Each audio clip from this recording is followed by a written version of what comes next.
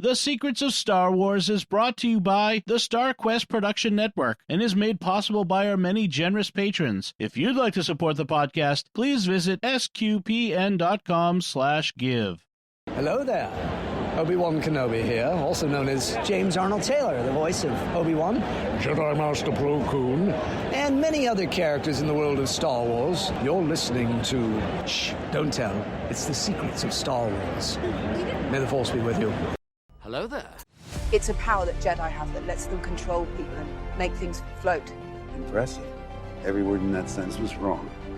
Help me, Obi-Wan Kenobi. You're my only hope.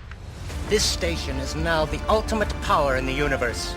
I find your lack of faith disturbing. It's against my programming to impersonate a deity. That's not how the Force works. Force is with me, and I am with the Force, and I fear nothing. Remember, the Force will be with you, always.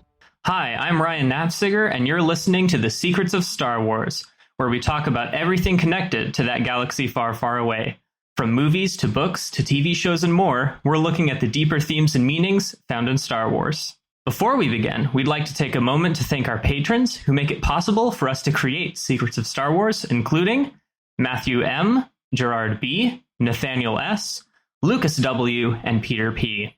Their generous donations at sqpn.com/give make it possible for us to continue the Secrets of Star Wars and all the shows at StarQuest. You can join them by visiting sqpn.com/give. All right, today we're discussing The Bad Batch Season 3, Episode 5, titled The Return. Joining me today on the panel is Jon Koral. Hello, John. Hello.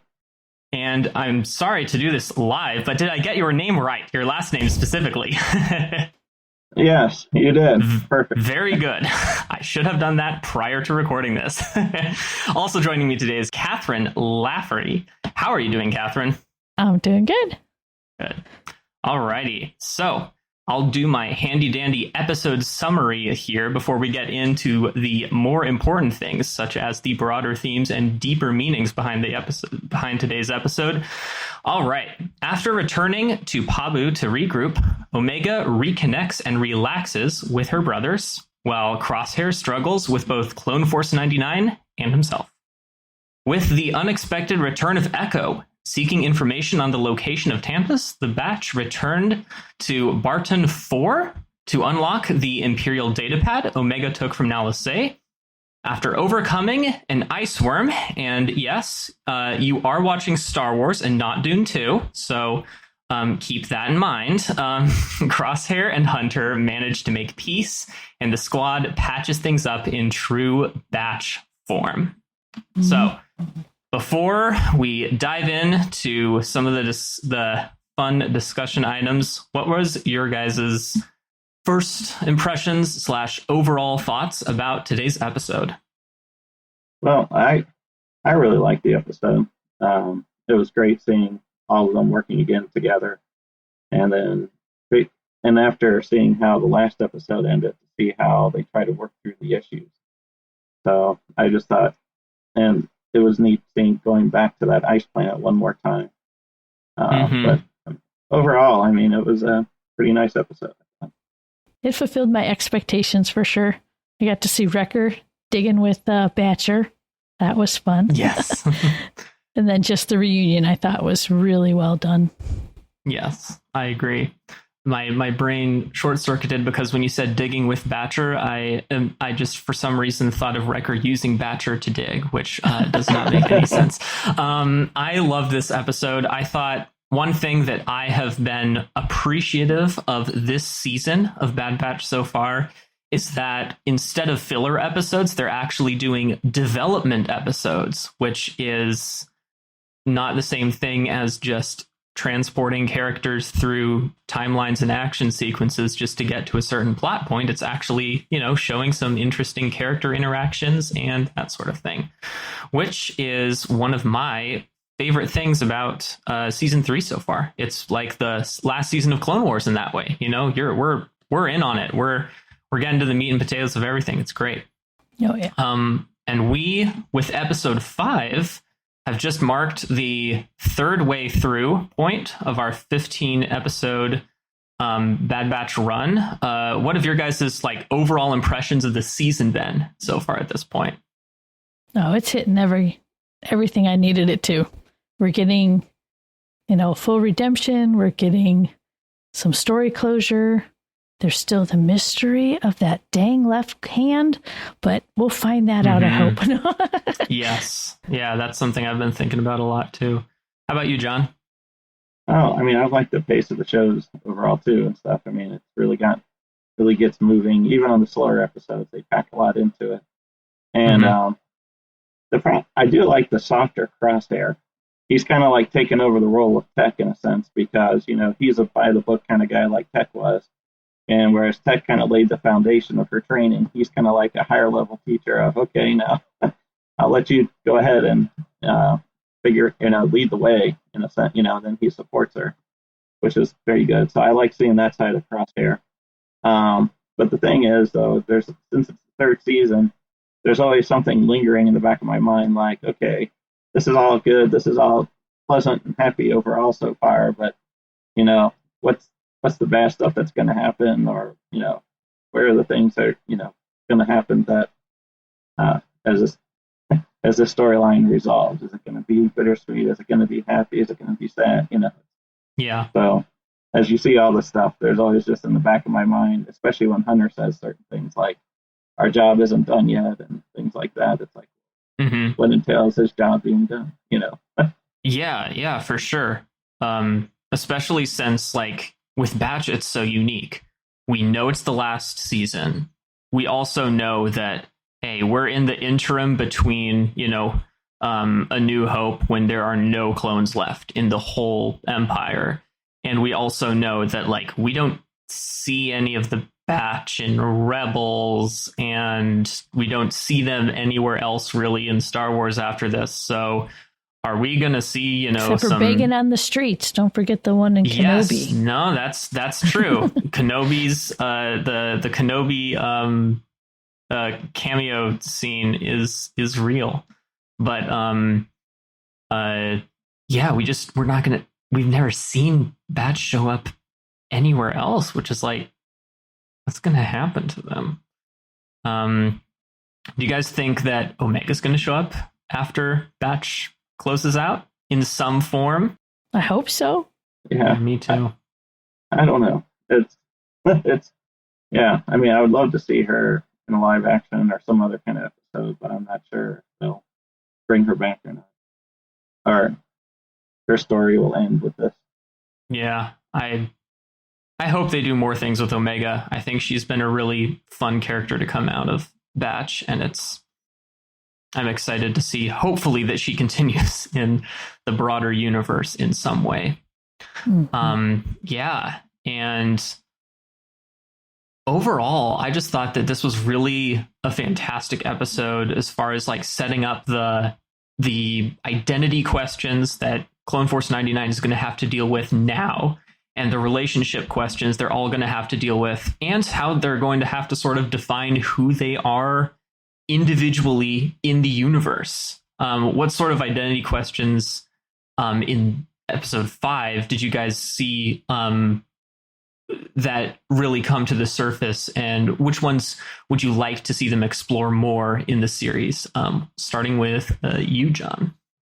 Well, I think the identity thing that I'd like to know is more like I was saying with Hunter, is the whole idea of, what he considers his role and how far they're going to take it. Because, with the whole, it seems like the main focus is, let's take care of these clones and everything. And it's like, okay, well, once you hit that area, then are you, if they're still around, then do they see a higher goal of keeping going against the Empire, as they see that evil growing and stuff? But to me, my biggest question with the resolving with them is going to be, what is their role? Or is it mission over if they rescue these clones and then they all live happily ever after on Pabu, and then farm or whatever they do then? But yeah, I don't know. That's a good point. It's a good point. I mean, we know clones like to retire and go fishing. So yes, haha. So maybe that could be their thing. They'll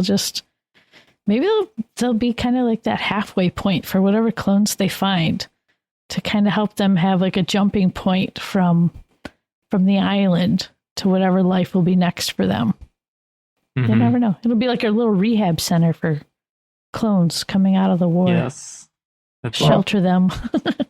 Yeah, because I get, like Crosshair doesn't know what life is like without being a good soldier. Those those young clones from the prior episode, they're like, well, what do we do now? So it's like, yeah, they all have to figure out.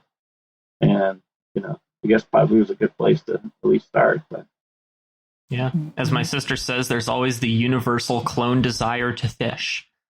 Which makes sense because they came from a water planet. So what else is there to do when they're bored? That's true. Yeah. That's a good point, though, that you mentioned, John, about how there's also the young clones that we saw in episode 3 of this season, I believe. I think it was episode 3. Yeah, with, they showed up and they don't know anything else. So it's really interesting, the intersection between the clones' like fighting capabilities and how when you take away when we take away on screen the clones' fighting capabilities, there's this huge identity crisis they experience. And the biggest way I saw that really explored in this episode was Crosshair's hand. He's having to deal with this new handicap, whatever it is. Maybe it's a sign of something worse. Maybe it's just nervousness, but we don't really know at this point. But the most interesting thing I found is how he reacts to it, and how it's sort of a window into how Crosshair views himself. What did you guys think about his reaction to his difficulties with his hand, and how it's a way we can see the way clones have issues? I mean, to me, I took it very much as a sign of PTSD for him, because I'll be curious to see how he is in the next episode. Because in this episode, he had to get over and work through, and he still does, the bad things he said he did. And so his shooting has been what's caused that. He has taken innocent life, and he knows it now. And so whenever he tries to shoot and be what he was trained to be, it's a point of, trouble. So he gets the problem in his hand, as if his body is physically telling him, using this skill of yours caused innocent death. And so it's triggering a physical reaction. And so it'll be, did it get better through this as he ended up saving Hunter and doing things? I think you could see some improvement, but I'll be curious to see next episode if he's still dealing with that, or anytime he's in a situation where he's going to have innocent life in the crosshairs. Is this going to be, a trigger for him? Yeah, I mean, that's an interesting point, because the thing is, when you're looking at like the prior episode when they're escaping, and then this episode too, when you've got to do certain things, there is no innocent life involved. He's protecting Omega, or, trying to escape with her and stuff. So it's easier. And with all that action, you can't really see is his hand trembling like it is when he's actually setting up as a sniper. So it's like, he seems, when the action's full blown and he knows his mission, he's fine, it seems like. But then, if he's got time to think, then something's creeping into his mind. Maybe causing that issue. Because we haven't heard anything in the past where he injured his hand at all, or because he's wearing a glove on it too and stuff. So or did they do something on testing with him? Yeah, we don't know that either. But but like, it could be more along the lines that Kathryn's saying, though, with the PTSD idea. We also brought him back to the point of his conversion. And so here he is having to face it. You have that vulture, which surprisingly lands, which is kind of there's some symbolism there for sure. I'll get more into symbolism on birds on another show, coming up. So, hey, teaser there. there. We go. Be sure to tune in to the Secrets of Sacred Art right here on Star Quest. But yeah, so there's some very strong symbolism with that. The ice vulture, whatever you want to call it. And then this is going to sound really crazy. I'm just going to have to put it out there now. Go for it. Last week, I thought, okay, Crosshair like the prodigal son. No. Crosshair like St. Paul. Ooh. Okay, so St. Paul, citizen of the Empire. Oh, man. Right? And also St. Paul, well-trained. Just like Crosshair, well-trained. Also, St. Paul was believing always he was doing what was right. He was defending God and him doing what's right. Later on, he's hunting down people of the way. This is the way. But anyway. Both a Pharisee of them among Pharisees, Crosshair. Right? Both of them blinded. That's interesting. Right? Both blinded by the light. Oh my goodness, the blinding. Yeah. Okay. Converted and then had the help of one person to help them in their conversion. So St. Paul, after he was blinded, he had the one person who was like reluctantly, okay, I'm going to help you see. Crosshair has this one clone who helped him to see what was really going on. Okay. Both isolated after their conversion. St. Paul took time by himself before he went to Peter. Crosshair, time by himself before he went to Hunter. And then, not easily trusted when they came into the fold. Okay. And then St. Paul still knew the Old Testament was true. Crosshair is given his old armor, which is still true. Man. Boom. There you go. Wow. That was intense. I was not prepared for Crosshair biblical typology, but we got a biblical typology reference in Star Wars. That is amazing. All the things I thought about when I was supposed to be focusing at Mass, going, I'm really trying to focus, Lord. Oh, goodness. So there you go. Father's homily clearly was not that interesting, but we did get this really amazing homily. It was really good. It made me think about this stuff. Oh man, that was amazing. Okay. I've never even considered that angle on Crosshair before, but that is so interesting. And then I can tie it all into one of the best books I ever read, Quo Vadis. I think I said that right. Written by the Polish author, Henryk Sienkiewicz. I think back in the 1800s was when he wrote this. Incredible book. It's about Peter and Paul in Rome during the time of Nero, burning everything down. And there's a side character in there, and her name is Lygia. And she has a big hulk of a bodyguard named Ursus. And it's like Omega and Wrecker. The thing is, it's like, but if you start thinking about Hunter as St. Peter and Crosshair as St. Paul, it's like, oh snap, one gets beheaded, one gets crucified upside down. Yeah, where does this end? And then everything ends up on fire. It's like, oh no, what's gonna happen? Yeah, that's a good point. That ending point there. Yeah. One thing. Going back to Crosshair's hand, because this was something that I found really interesting. That both of you guys went to the mental explanation for Crosshair. The first thing that came to my mind when I saw Crosshair's hand is this is early onset Parkinson's. Oh. That was the first thing that came to my mind. And the reason why that came to my mind is both like medical testing on clones and how we saw so many of them clearly experiencing like some sort of physical distress in the facility. And the clones were put through accelerated aging. So one thing that I've been thinking about constantly with Bad Batch is these clones are going to be like rapidly reaching the point of like early, like difficult, like early, like late life aging difficulties. If they're, I mean, these guys are clearly like in their, I mean, they're clearly in their like late 30s. I'm sure in the context of this episode, like as far as their physical like capabilities are, and some of them were, I mean, what Bad Batch is Bad Batch Generation 1 clones, like from, you know, they're not Generation 1.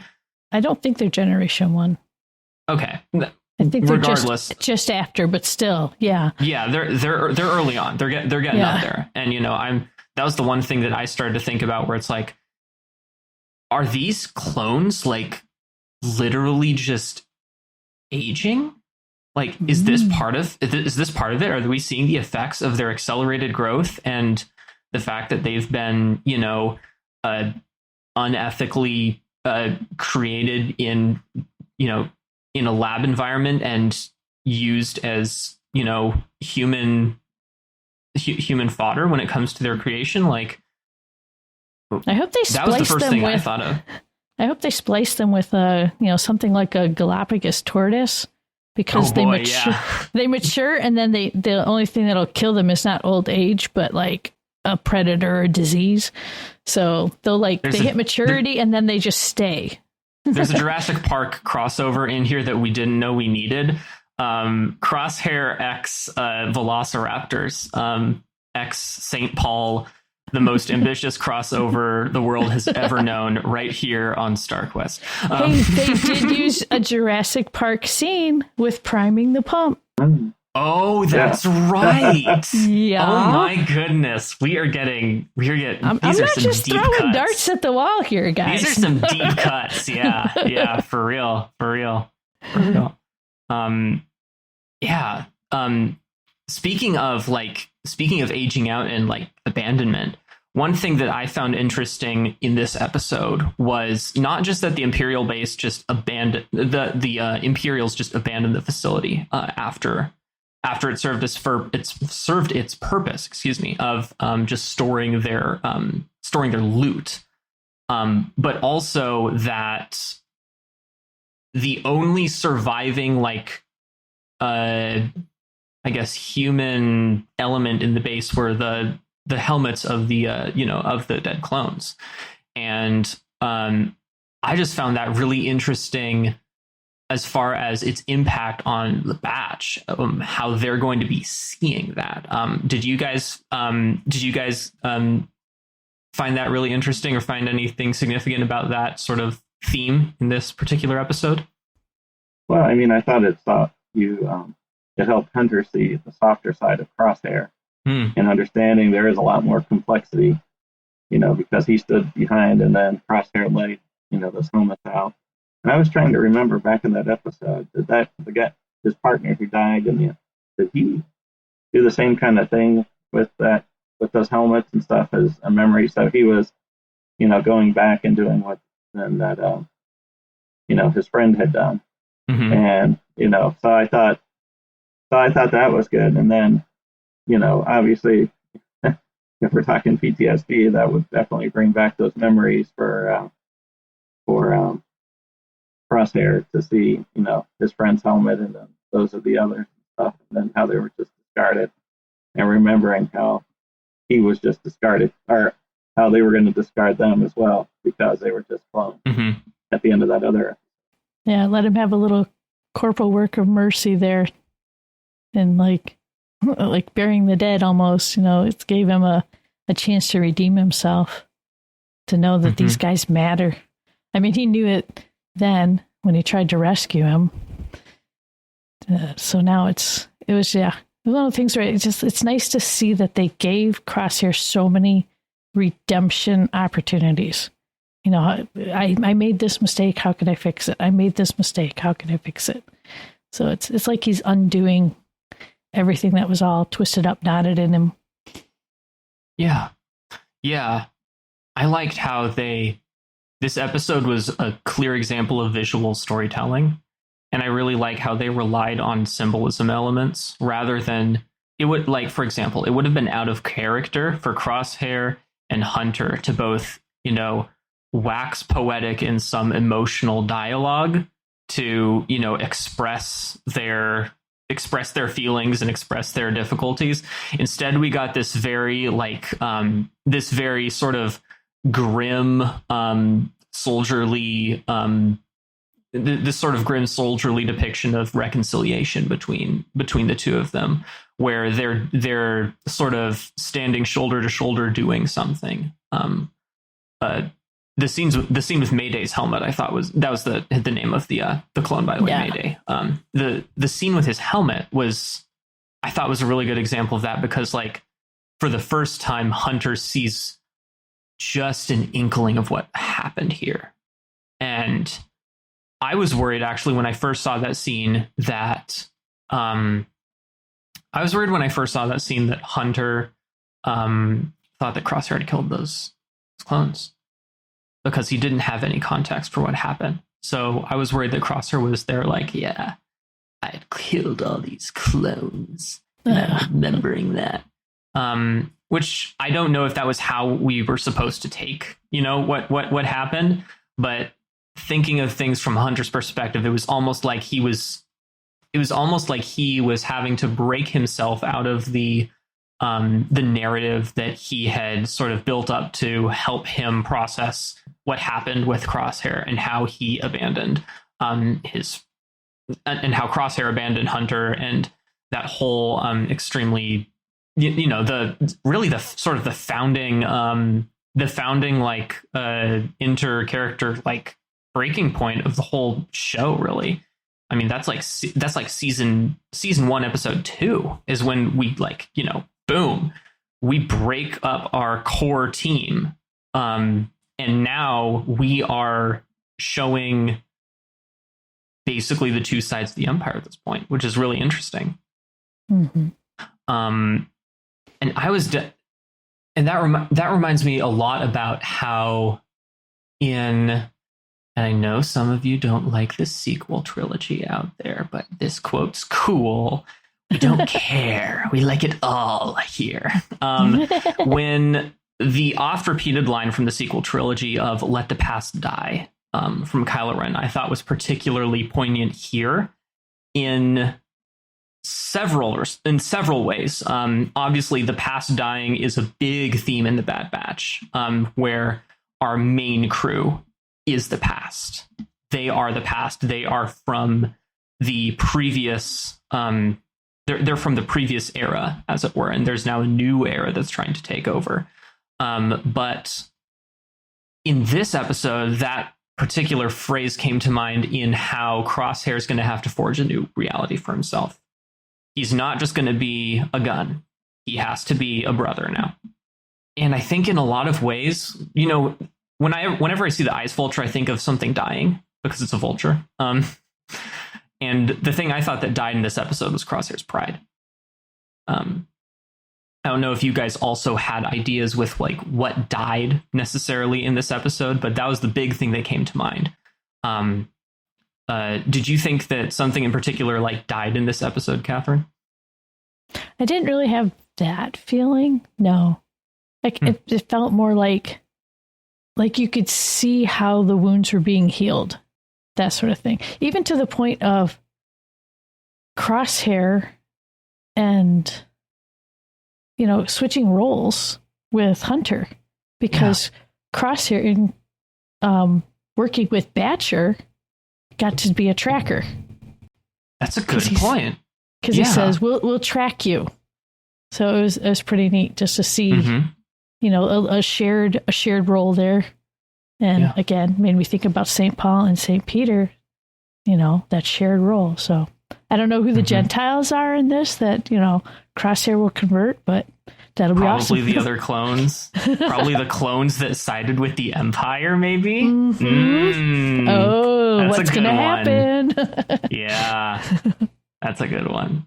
I was thinking, the only thought one thought I had with the dying was the idea that maybe, especially at the end of the episode when you see it, that maybe at that point, when you see the vulture, at that point is when Crosshair's attachment to the Empire and as a soldier for the Empire is officially kind of dead at that point. Because, you know, he has that discussion later on with Hunter about the mistakes and stuff. And then at that point he's like, okay, I'm not perfect. Or Hunter saying, we all have our issues. And I think at that point he's ready to move on to say, okay, he is true, truly now with the Batch and his brothers again and sister that and no longer just a good soldier for the Empire. I mean, he obviously taken those turns in the past, where he stood up to them, but now I think it's, he's looking for his new identity officially. More so knows he's not attached to that anymore. What do you guys think that new identity is going to be in this season? I think he's just embracing being a brother. I think for the first time, because as a sniper that he was isolated. He was alone. I mean, he was even, teaching Omega about the importance of it, and patience. I was so happy he said patience. I was like, oh, I said that. So it's like, yeah, but then, knowing someone's watching you. So it's like, okay, now he's getting that. Knowing someone's watching you is also knowing that someone's watching to learn from you. And so he's got Omega there watching to learn. I loved how she called it out and said little brother to him. That was awesome. And to see him smirk and take it like, okay, I get you, sister. Yeah. That was good. That's one thing I love so much about Bad Batch. And yeah, that's why I love watching it and discussing it with my sister, particularly because we have this really cool relationship between Omega and the rest of the Batch, where she's their little sister. Technically she's not. Technically she's big sister, but and in a way she is kind of big sister to them. But the thing I love the most is how she can still find that relationship with Crosshair. He's kind of the hard person to break through to. But from the very beginning, she was like, you don't have to do this. I know what you're going to do, and you do not have to do this. Force sensitive Omega, who knows? But good little sister Omega, we all know. And the answer is yes. Yeah. Something that just came to me now, we've been talking a lot about how, we've spent pretty much the whole episode discussing how Crosshair's been affected by this whole incident. But I'm also quite interested in how Hunter was able to experience healing from this too. Did you guys have any particular scenes that spring to your mind when you think about how Hunter experienced healing over the course of this episode? Well, I think, you were saying that you felt Crosshair's pride died as part of this episode, but I think that's also what happened to Hunter, because he's the prideful leader of the group. He's been there the whole time and all that kind of stuff. And then Crosshair comes back in it, and he sees that he has an attachment with Omega, and he sees something in him that he's not seeing because of their past experiences and stuff. And I think, that whole experience, I think when he let go of his pride, and like two brothers going at it, a lot of times get into arguments because of their pride. And when they both let their pride go more so, then he could see the benefits that Crosshair had. And Crosshair called him out saying, look, I tried to help you guys, and you're the one that got her in trouble. And I'm the one that had to help rescue her with all this stuff, even though she pretty much rescued him. But, that was... But that was the whole thing, too. It's like, calling him out. And then I think Hunter, realized he wasn't, he had his issues, too. And it's not all just Crosshair's fault. So I think probably that argument helped a lot with that at that point. Yeah. Having Hunter see Crosshair put the troopers' helmets back up in order on the shelf in a respectful way, I think started, chipping away at, what's going on here. And then having Crosshair, like you said, John, just confront him point blank. It's like, I told you not to do this, and here you are. And that's why she got in trouble. So So it's neat just to see that. I think Hunter is learning that as a family, they're going to need to work together, share roles, which they ended up doing, which was good. I love the fact that when they were arguing face to face, and then they show, Hunter make his fist, and it's like, okay, they're getting ready to come to blows, which is, I have two brothers. I've seen them do this. And so it was very much, okay, a family thing.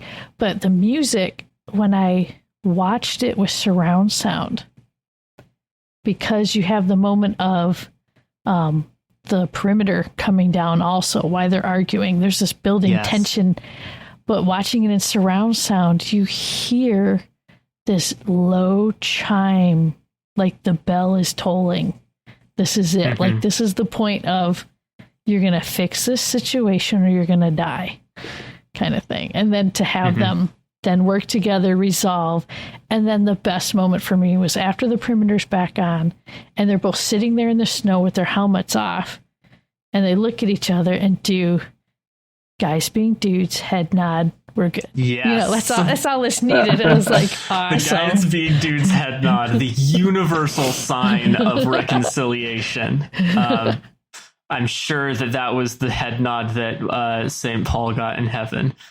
Jesus looks at him and is like, nod. Dude. Dude.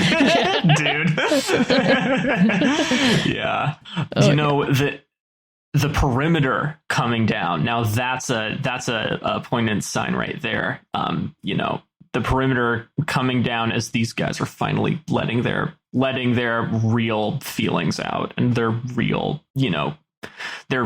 anger and just pent up frustration with each other. I think that it was really, one thing I thought about with this episode is we could have gone to another planet, like some undiscovered world, and we could have gotten the same feeling.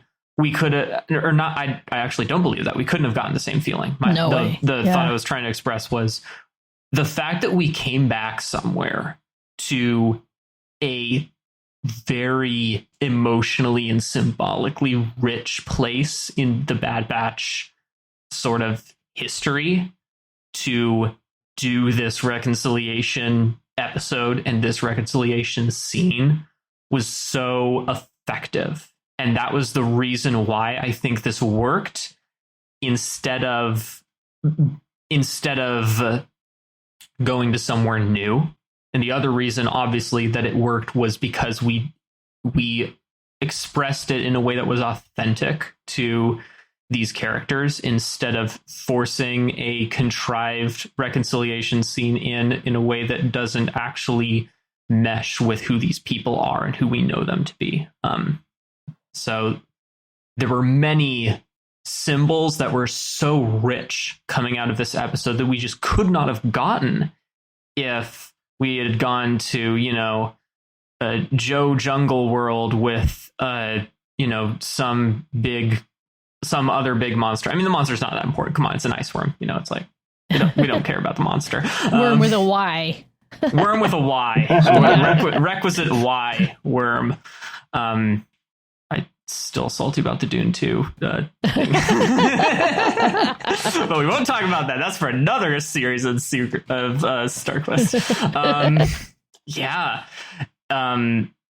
Burying the hatchet. Let's talk about that. The end scene where Crosshair and Hunter are both carrying shovels. So they're leaving the planet. I think we all know what they were burying. The helmets, I assume, or any remains. I didn't think they were burying anything. I thought they were digging the ship out. You thought they were digging the ship out? I totally read this as burying the hatchet, like burying the remains of the clones as well. No, because the ship had sunk into the worm trail, and so I thought that was just digging the ship out. When you said burying the hatchet, I'm like, what? And I had to rewatch it again. I'm like, I'm not seeing it. Oh, man. Maybe I'm just having some sort of symbolic... I'm trying to to make this too spiritual or something. But when I saw them both carrying shovels, I'm like, oh, of course. This is like the end conclusion. They're burying the hatchet in the form of they are paying their respects to the the remains of the dead clones by burying their helmets. So that was what I like immediately thought of when I see them both walking out with shovels. But that might just be me being too symbolically oriented on this episode. I mean, I love it. It's awesome. I hadn't thought about it, but I also thought, well, are they just burying the base to cover their tracks too, so no one knows they were there? Yeah, that's a good point. Because you know what was interesting is if they abandoned the base, why was the perimeter left on? Question. I'm like, why not shut it off? Why? I mean, are they planning on coming back for this stuff? Just eat it, you know? Why not let the worm just take it all away? They don't care. That is a good point. Why keep the base? Mm-hmm. I don't know if someone's going to end up back there. Well, I was going to say, too, what I wondered is, you know, if, you know, Hemlock and all these people are, you know, trying to find him, and if a base that's supposed to be dead all of a sudden comes back online, you know, it's like, who's come, you know, somebody obviously went there, or it's going to be something that I think they would check out at least and stuff, because, you know, it's, and then I don't know if they could track a data pad being plugged in or anything like that, but it's just kind of, because they know Omega has an LSA's data pad still, or there's a chance she still might have it. But so, and then again too, with Crosshair's past experience there, you would think they like to put a lot of that stuff together and maybe try to figure out where to find them. I don't know, at least keep on their tail. Oh, the Wi-Fi signal for Batcher 6 just connected. No, just kidding. Well, we know I was worried now. when they plugged that in. You know, I was afraid something was going to ping somewhere. Oh yeah. Yeah. No, they had to have set something off. Like there's no way that they plug into an abandoned Imperial facility and they don't set something off. That's totally makes sense, John. That they're gonna find them through this somehow.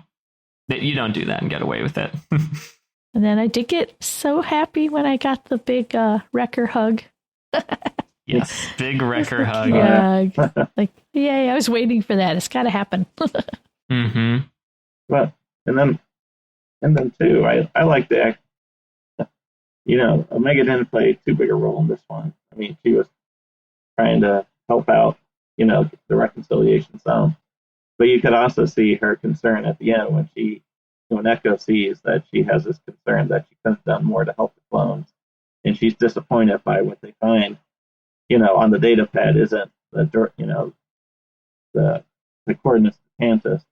But Echo, you know, even though she is a lot more mature for her age and stuff, Echo does say, hey, you did all you could, and you did exactly what you're supposed to do. You got out of there.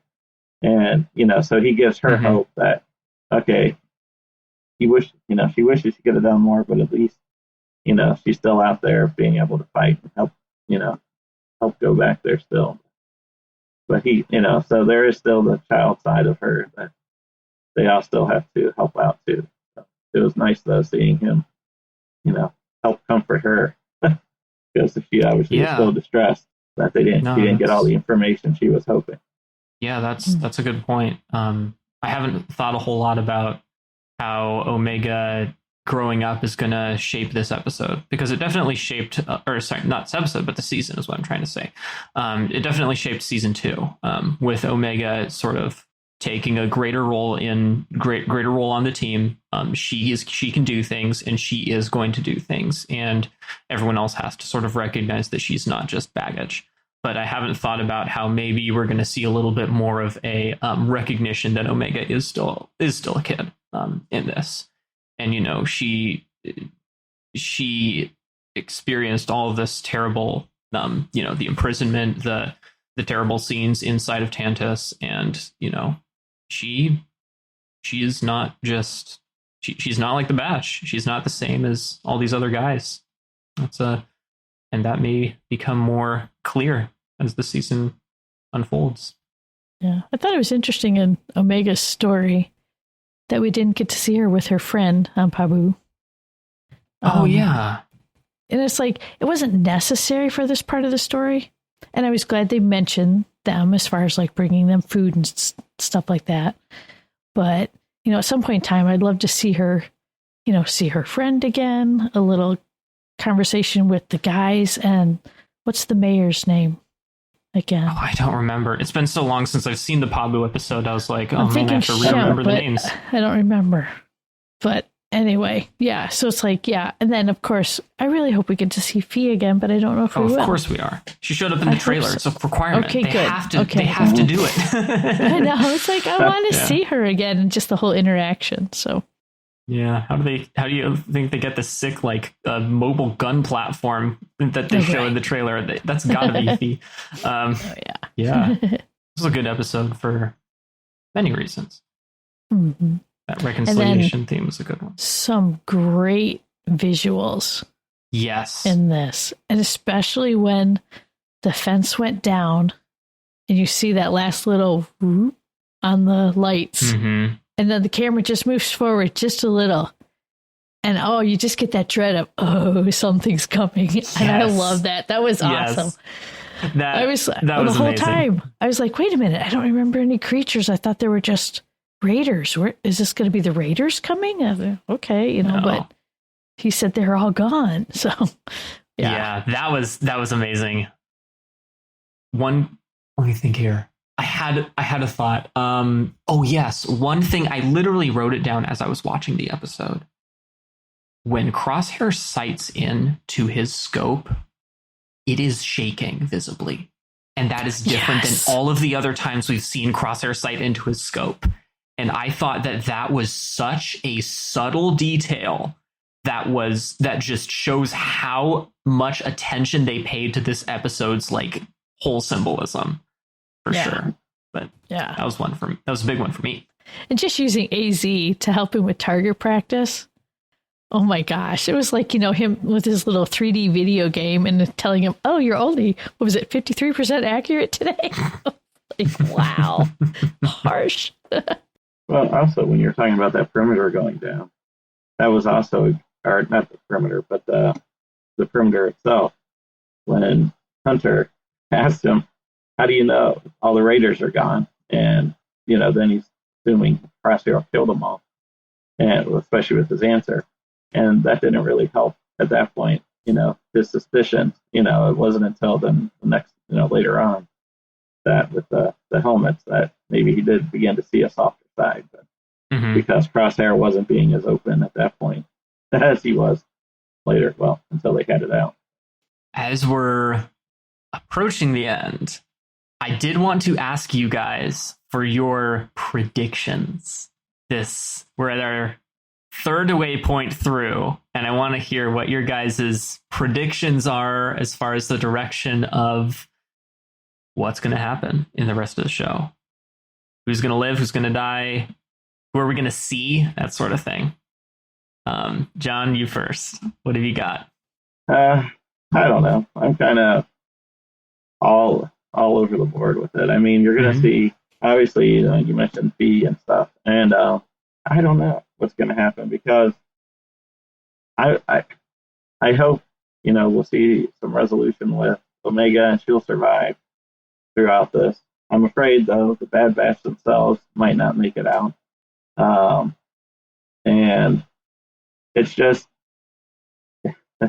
this is still early on in, Project Necromancer, or whatever it is that they're calling it. And obviously, later on, they go towards wanting M counts with Grogu and all that kind of stuff. So it's like, it makes you feel that the side of looking at Omega and the clones and stuff maybe didn't pan out. So maybe she's still out there. Either she got away and they had to go to another way. Maybe that's that's why they start looking at Grogu and other options. But I don't know.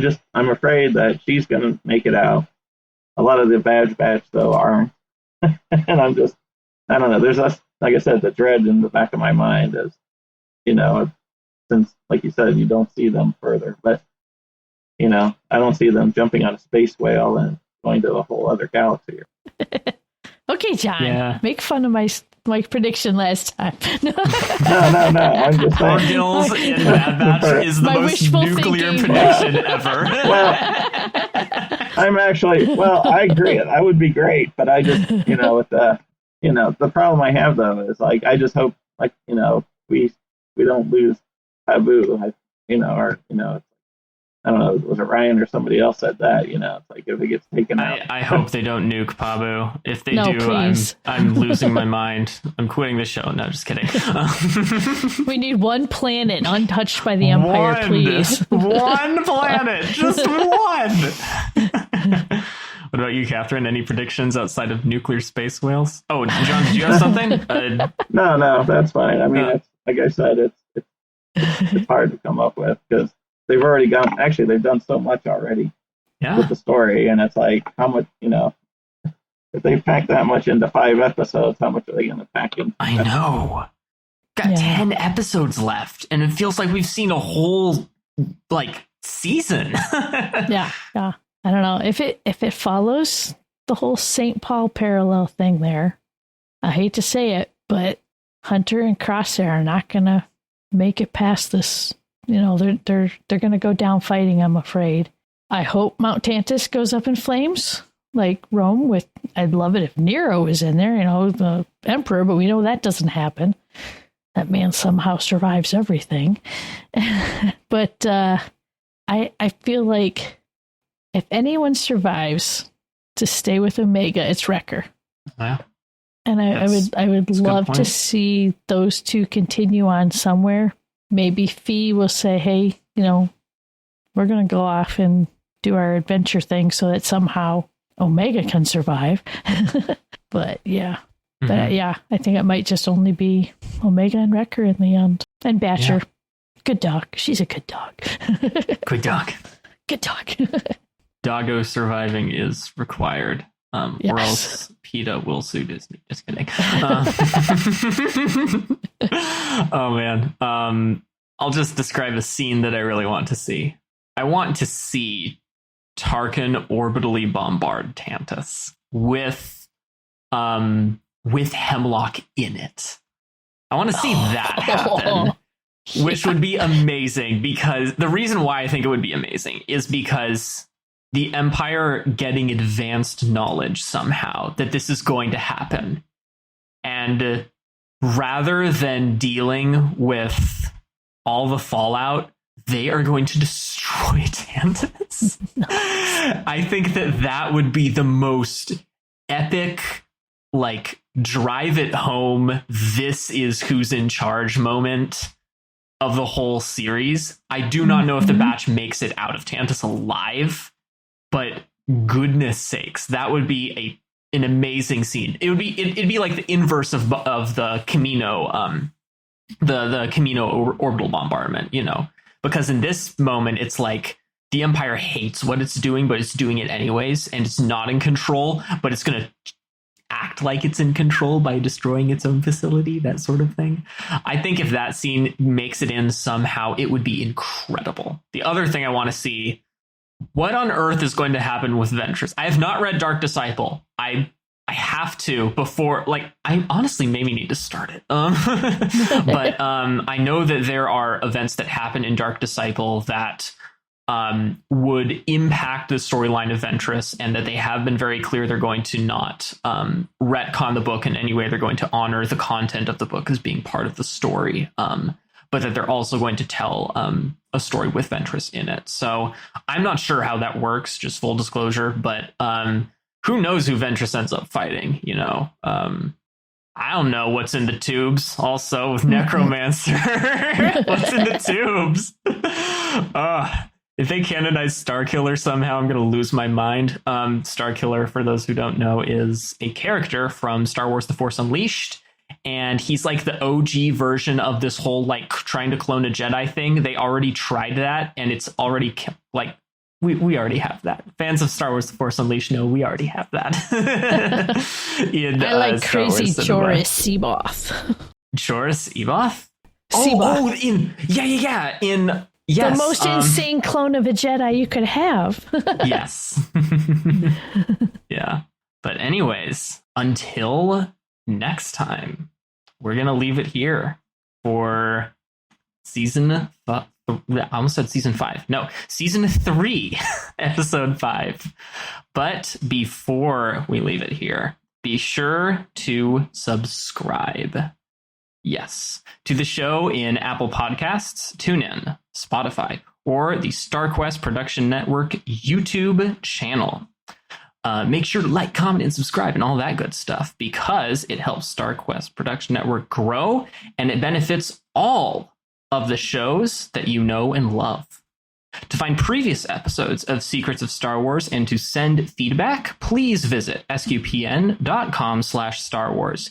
You can email us at starwars@sqpn.com or follow StarQuest on social media at facebook.com/StarQuestMedia or on Twitter. We do have to change that in the script. X at SQPN, or join our Discord community at sqpn.com/Discord, where you can vote on what what new nickname I should have. Oh gosh, am I really starting this? No. You can engage with our lovely community on Discord, which is very vibrant and very respectful, might I add. And we'll be back next time, though, where we'll be discussing episodes 6 and 7 of The Bad Batch. Until then, Kathryn, thank you for joining me and sharing the secrets of Star Wars. Thank you. This was a lot of fun. And Jon, thank you as well. Thank you. Had a great time. And once again, I'm Ryan Nafziger, aka The Pod Racer, and I want to thank you for listening to the Secrets of Star Wars right here on StarQuest. Here's another show on the StarQuest Network you're sure to enjoy, The Secrets of Star Trek. Find it wherever fine podcasts are found or at sqpn.com/Star Trek.